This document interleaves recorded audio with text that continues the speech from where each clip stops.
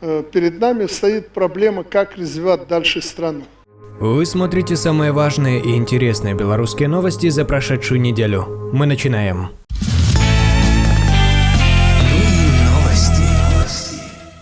Парламентская ассамблея Организации по безопасности и сотрудничеству в Европе собралась в Минске. Сам факт встречи на таком высоком уровне в столице государства, еще в недавнем прошлом именуемого не иначе как последней диктатурой Европы, вызвал немалый интерес как белорусской, так и мировой общественности. На саммите не обошлось без скандалов. Пренебрегая принципами союзного государства Беларусь и России, наша страна не поддержала соседей в вопросе отклонения проекта резолюции, касающейся восстановления суверенитета и территориальной целостности Украины. Таким образом, совместными усилиями Белоруссии и стран цивилизованного мира Россия была названа страной, оккупирующей Крымский полуостров. Также резолюцией было признано присутствие российских гибридных войск на Донбассе. Имидж России как мирового дебошира был закреплен в официальных документах крупнейшей региональной организации в мире. Данная позиция белорусской дипломатии изыскала небывалую благодарность украинской стороны. Напомним, все это происходит в преддверии колоссальных военных учений «Запад-2017». Вот уж действительно странные союзнические отношения. С такими союзниками России и врагов не надо. Во время работы парламентской ассамблеи ОБСЕ белорусским представителям удалось заблокировать выдвинутый Литвой крайне острый проект резолюции по ситуации с правами человека и строительству АЭС в Беларуси.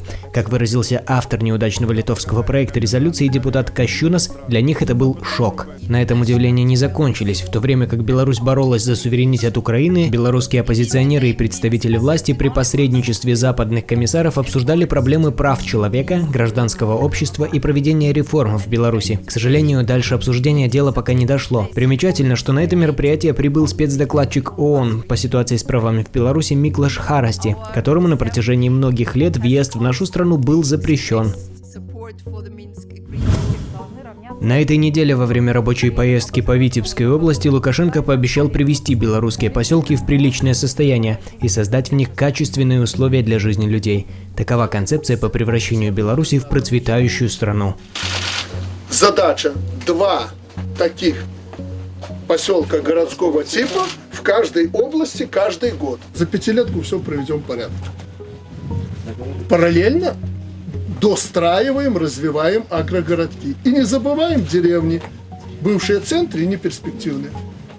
Вот концепция развития нашей страны. Белорусы хорошо знают, сколько таких пятилеток и поручений уже было. Да вот только ситуация никак не хочет подчиняться главе государства. И чиновники вроде стараются, и задания несложные. Но какие-то высшие силы все время препятствуют осуществлению задуманного. Здесь должна быть жизнь. Для этого надо жилье. Но президент не расстраивается, упорно стоит на своем. Несколькими днями позже главарь государства обратился к белорусам то ли с требованием, то ли с просьбой самим возрождать свои места. Давайте в ближайшие годы, кто сколько может, кто как может, сделаем для нашей малой родины то, что может сделать каждый. Поэтому мой призыв сегодня с моей малой родины ко всем тем, кто не забыл свою малую родину. Давайте для нее сделаем максимум. Мы их просто должны спасти. Говорил на этой неделе президент также и о молодежи. Нынешняя молодежь корову от быка не отличит. А некоторые считают, что лошадь – это тоже корова. Да-да, действительно так есть. Они не знают, что такое пахать землю, как это пахать. И даже деревенские уже, то есть молодежь другая.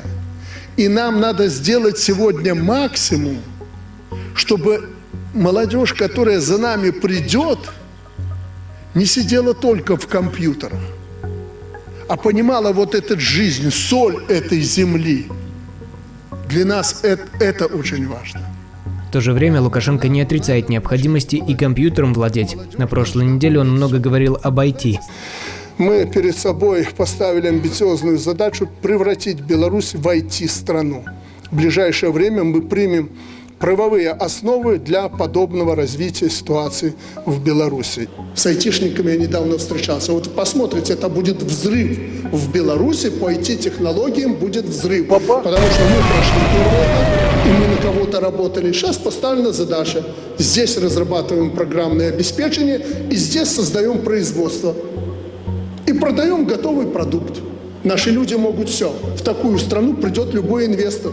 Напомним, некоторое время назад он заявлял, что богатство странам будут приносить гаджеты, айфоны и плафоны, а не нефть и газ. Сфера IT в Беларуси понемногу развивается. Зарплаты у представителей этой отрасли самые высокие по стране. Но это отнюдь не из-за того, что государство создает условия для бизнеса, а лишь потому, что оно просто не лезет в эту сферу. Что понимают назначенцы в сфере высоких технологий, хорошо демонстрирует уже ставшее афоризмом высказывание заместителя премьер-министра Беларуси Анатолия Калинина, сделанное зимой прошлого года. Из 9,5 миллионов граждан имеют абонентское приложение и пользование около 13 миллионов наших граждан. Это говорит о том, что есть создан ресурс, который позволяет любому пользователю использовать самые современные трафики для внедрения, интеграции и развития своих возможностей, спроса, интересов. Поделился на этой неделе Лукашенко и впечатлениями от неоднозначного парада на День независимости в Минске. В целом, главнокомандующий остался удовлетворен. В целом, мне парад понравился. Что касается военной части... Он узрел гарантию независимости страны в ракете. По задумке президента, именно она должна уберечь нас от лихолетий войны. Если ты хочешь, чтобы тебя боялись, а боялись для чего? Для того, чтобы не подумали и не захотели снова прокатиться через нас. Вот чтобы этого не было, надо иметь ракету. Мы ее получили. Ранее сообщалось, что ванны, унитазы и тушенка на параде, об этом у нас есть отдельное видео на канале, это инициатива предприятий. Режиссер представления Вячеслав Панин похвалил их за, цитата, «очень качественную работу». Позже сообщалось, что мужчина увидел на параде ванну и решил ее купить. Оказалось, что на заводе такой не производят. На прошлой неделе Лукашенко заявил, что экономика страны очень медленно и осторожно выходит на нужную для нас положительную динамику. Но ведь кризис, как мы помним, был только в головах. Никакого кризиса нет. Кризис у нас в голове.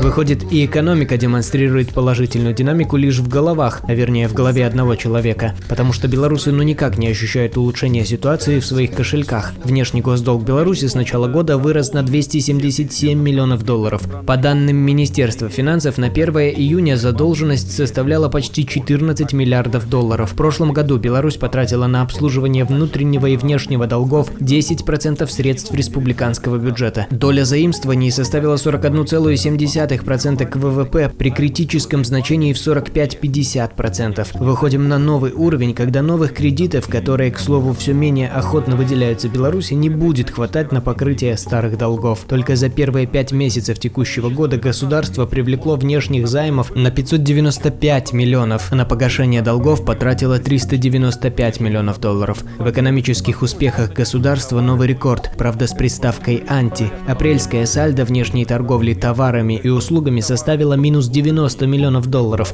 В частности, экспорт нефтепродуктов снизился из-за конфликтов с Россией на 42%. Возможно, это повод задуматься для Лукашенко, что пора бы слезть с российской нефтегазовой иглы и попробовать провести экономические реформы в стране, в которых она чрезвычайно нуждается. Ведь валовой внешний долг Беларуси в 6 раз больше золотовалютных резервов. А пока такого желания нет, мы продолжаем иметь ситуацию, когда килограмм картошки в Беларуси в 3,5 раза дороже, чем в Польше. Это выяснила Радио Свобода. Но зато, как говорится, у нас зарплаты меньше. От этого я уже не отойду. Если я очень ошибаюсь, то меня просто надо заменить на следующих президентских выборах. А вот долговая яма под нами становится все глубже. Если сейчас ее не прекратят рыть, долговых обязательств, взятых Лукашенко с лихвой, хватит на наших внуков и правнуков. Возможно, следует задуматься. Уже и предела бедности нет. Каждый второй белорус располагает суммой меньше 370 рублей в месяц. Очередным рекордом с все той же злосчастной приставкой «анти» порадовал Белстат. Зарплата в Арабских Эмиратах все чаще напоминает сдачу, а безработица растет даже по данным Белстата вопреки заявлениям гаранта Конституции. Цены на продукты питания тоже отказываются повиноваться президенту. И за год выросли на 24%, несмотря на то, что он искренне и честно всех уверял в том, что в связи с деноминацией стоимость товаров останется на прежнем уровне. Беларусь. Страна для жизни. Это удар по всей системе. Всей системе. Всей системе.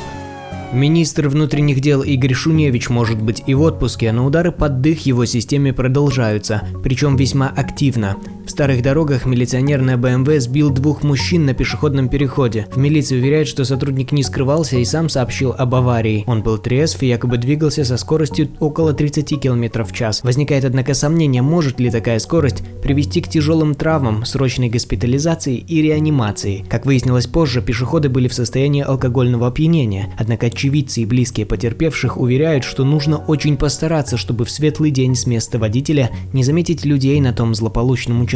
Теперь один из потерпевших находится в коме с переломом черепа, а у второго сломаны ноги и руки.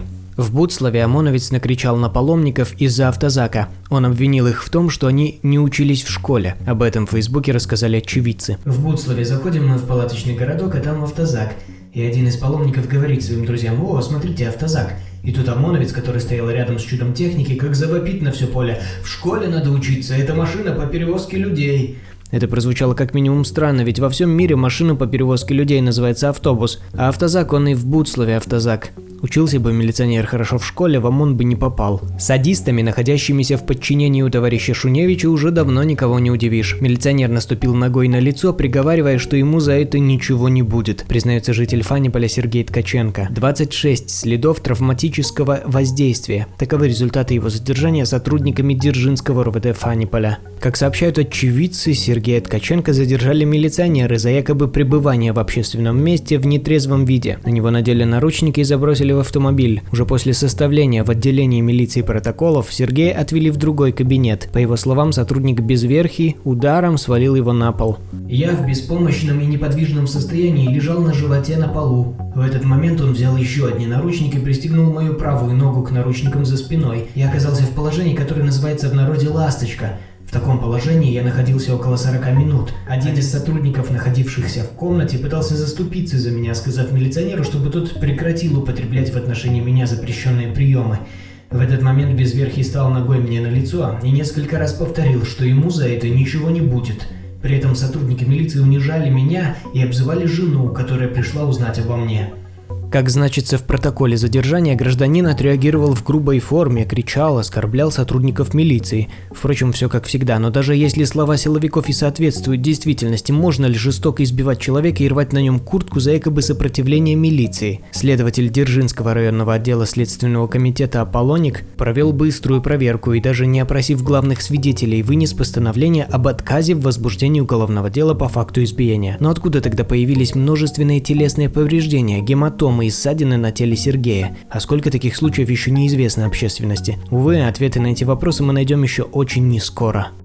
Боец печально известного украинского «Беркута» устроился на работу в Минский ОМОН и теперь дает показания на оппозиционеров. Таковы результаты расследования сайта informnapalm.org. И, видимо, своих карателей белорусским властям уже не хватает. Зато денег на закупку мототранспорта для Минской ГАИ предостаточно. Так планируется потратить около $500 000 государственных средств на приобретение новых мотоциклов марки BMW. Это необходимо для создания специального мотоциклетного подразделения, которое будет обеспечивать охрану правопорядка на городских улицах. А как же мотоциклы Минск? Насколько это своевременная и рациональная покупка с учетом того, что Лукашенко требует от народа экономить на всем? Житель Бреста справил нужду на крыльце райотдела милиции. Его обвинили в злостном хулиганстве и назначили 3 года химии. На суде парень искренне раскаялся. Свои действия он объяснил алкогольным опьянением. При назначении наказания суд учел неотбытый срок по прошлым статьям. Для сравнения, справить нужду ночью на угол здания МВД Литвы в Вильнюсе стоит всего 15 евро. Именно таким штрафом отделался солдат армии США в прошлом месяце. Американский военный погиб во время поездки в Беларусь. Отец солдата считает, что его сын был убит. 12 июня 36-летний Кайл Тейфилл прилетел со своими тетями в Минск. Американцы заселились в гостиницу «Юбилейная», и их номера были на 10-м этаже. Через несколько дней американки должны были выступить на чемпионате мира по пауэрлифтингу. По словам отца, его сын ввязался в конфликт с сотрудниками безопасности в казино отеля, в котором они остановились. Американцы доставили в номер номер, а через 3 часа родственницам военного сообщили, что его тело найдено на тротуаре возле отеля. В Следственном комитете Беларуси смерть списали на несчастный случай. Сообщается, что погибший зашел в номер и был там один, к нему никто не поднимался. У Лукашенко появилась первая в его жизни селфи. Дочка богатого могилевского бизнесмена подписала свой снимок в Инстаграме так: «Селфи с президентом, он самый лучший, очаровал и покорил всех». Правда, сама автор фото жить на островке стабильности, который руководит ее герой, не желает. Она хоть и белоруска, но живет в Вене, а в Минск приехала в составе делегации Австрии. Ее супруг работает в секретариате парламентской ассамблеи ОБСЕ. Селфи было сделано 5 июля после открытия в Минске сессии ПА ОБСЕ, но потом фото удалили, а профиль девушки оказался закрытым. Вот такое вот запретное первое селфи Лукашенко. А как вы считаете, хорошо ли он получился на фото? Белорусы народ сильный и за свое готовы побороться. В Бресте 81-летняя бабушка дала отпор грабителю, который напал на нее в лифте. Инцидент произошел в многоэтажке на Партизанском проспекте. Неизвестный напал на пенсионерку и попытался вырвать из ее рук сумочку с деньгами. К счастью, женщина 1936 года рождения оказала ему достойное сопротивление. Против нерадивого вора возбуждено уголовное дело по статье «Покушение на грабеж». Личность преступника устанавливается. А напоследок только фотофакты. Телеканал СТВ пришел снять сюжет в магазин Симбальбай и замазал все украинские и белорусские бело-красно-белые флаги с гербом «Погоня». Вот такое отношение у телеканала к истории. Водители БМВ заблокировали милицейский патруль в Минске. Видимо, так они выразили свое несогласие с нарушением сотрудниками милиции правил парковки и здравого смысла. А в Гродно обозначили места для селфи, поцелуев и свиданий. Так, участники одной из городских групп в социальных сетях решили необычным способом украсить городские улицы. Музыканты симфонического оркестра подшутили над автозаком в верхнем городе Минска. Они сфотографировались возле одного из символов репрессий в Беларуси в позе задержанных, с руками за спиной. Фото подписано как «Классика у ратуши», праздник по-белорусски. Все в той же столице участники ДТП разыграли партию в шахматы. Так они решили скоротать время в ожидании сотрудников ГАИ. На этом сегодня все. Не забудьте подписаться на канал, оценить видео и оставить комментарии. Хороших вам новостей!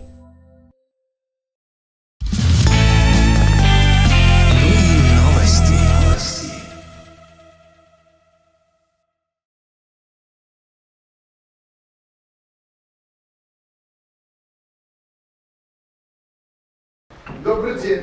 Здравствуйте. А что заболели, а? Я думаю, что люди на одном месте засиживаться не должны.